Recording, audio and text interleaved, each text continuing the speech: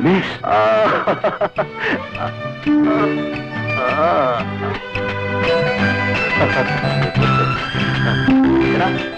ഞാൻ സ്റ്റേഷനിൽ പോയിട്ടാണ് ഇങ്ങോട്ട് വരുന്നത്. പക്ഷേ നീയാണ് ഇവിടുത്തെ ഇൻസ്പെക്ടർ എന്ന് ഞാൻ അറിഞ്ഞില്ല.